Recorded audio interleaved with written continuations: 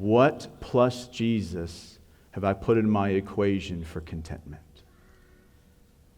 And I'll just think about some of the things I speak with some of the saints in the assembly about. Here's a good way to ask it in your own heart.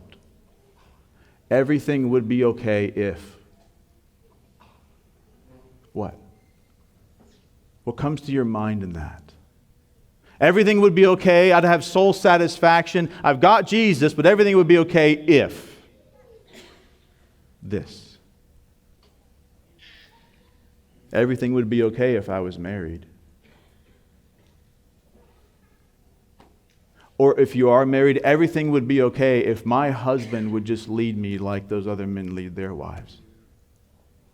Everything would be okay with me if my wife would just be submissive like some of those other wives. How about this? We spoke about unity in our church. Everything would be okay if Charles Leiter was my pastor. It'd be great.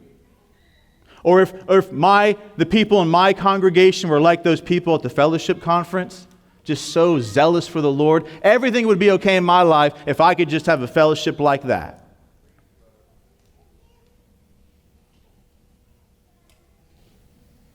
You know what all of those say?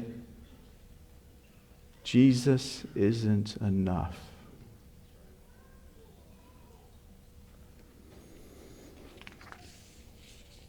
Beloved, it is not wrong to want to be married.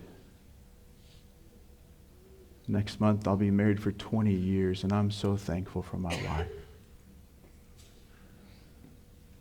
It's not wrong for you to want your spouse to grow, become more Christ-like.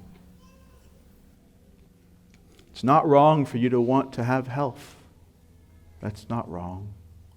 It's not wrong for you to want your church to grow. It's not wrong for you to want your pastors to grow. You should enjoy those things. But let me tell you this. Christ is the full substance of only what those things can point to. Amen. Do you realize that? You say, I love coming to the fellowship conference like heaven on earth. Let me tell you this. Christ is better. I want to be married. I want to enjoy companionship, and I want to just walk with somebody. Amen. That's a blessing from the Lord, but I want you to know this. Christ is better than that. I want health. I want this body to be restored. Let me tell you this. Christ is better. Those things should be enjoyed. Health should be enjoyed. Marriage or singleness should be enjoyed. The fellowship of the church, your pastor should be enjoyed. But those things all point you to something greater. It's the giver of all of those things. It's the fulfillment of what all those things could never be. It's Jesus Christ. I'm convinced most of us are miserable if we're honest. And it's because we're looking to something that can never give you what you're looking for. You're looking horizontally, what can only be found vertically in Jesus Christ. It's not wrong to want those things.